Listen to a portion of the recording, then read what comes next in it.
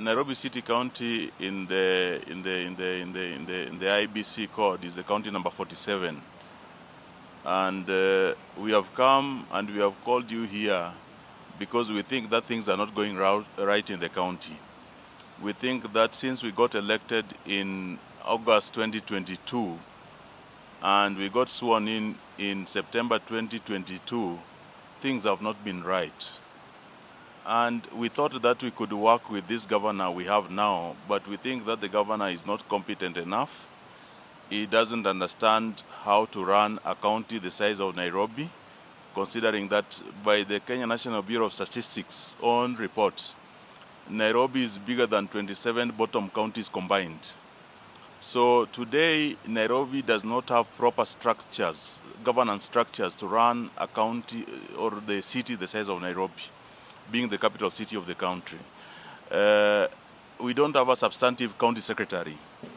The chief officers, most of them are clueless because they are getting orders from where the employees call Shakahola, which is Riverside Drive.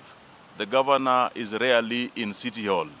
When he comes there, it's either to meet an ambassador or a dignitary who is passing by or so on.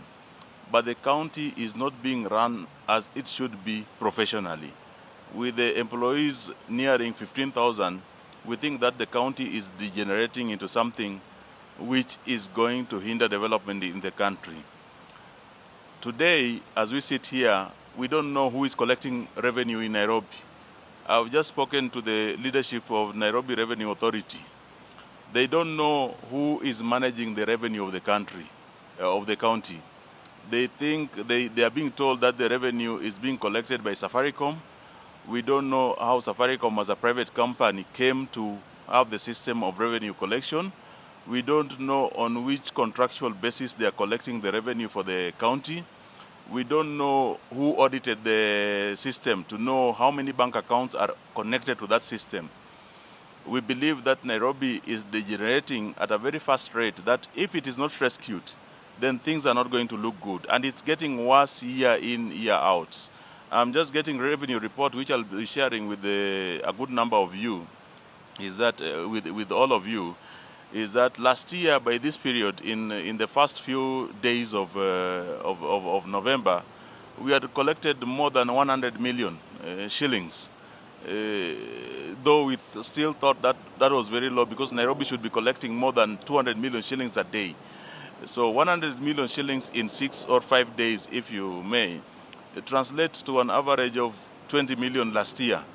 Today, up to today, they have collected, up to yesterday, they have collected 12 million shillings. It tells you that something is really not right. Counties like Kajiado, Machakos, Uasin Gishu are collecting more money than Nairobi.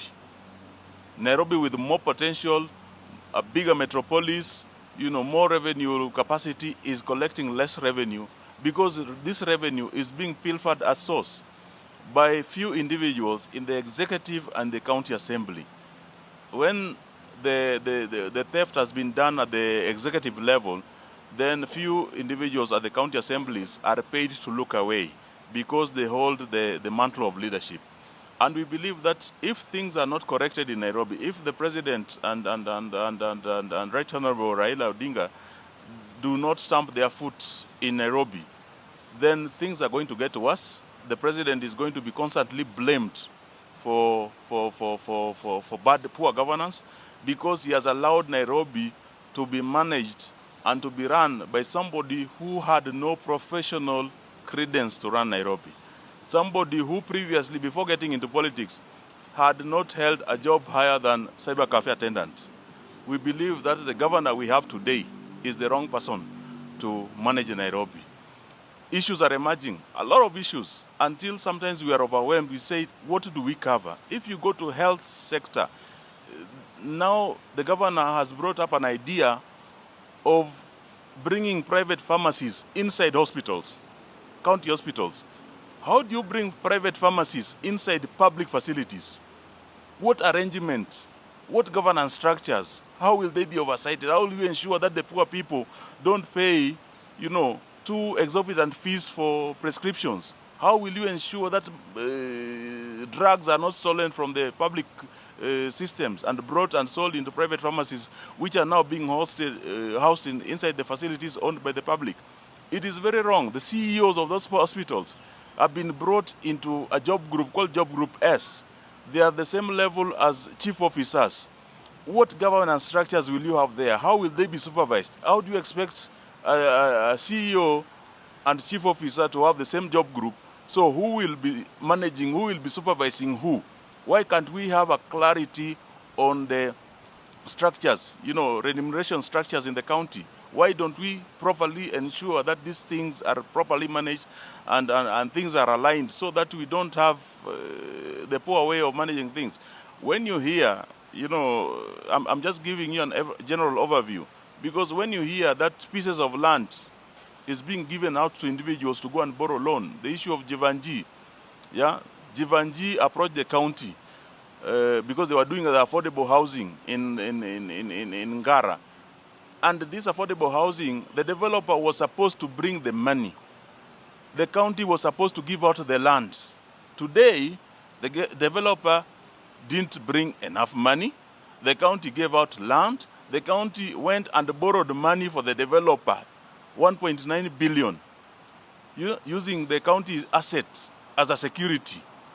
The developer today, instead of finishing that house, the affordable housing, is building a mall in Kileleshwa, and he's saying that he doesn't have money. And we hear that some of the county officials are shareholders in that mall. Why is the developer building a mall in Kileleshwa if he is supposed to finish affordable housing?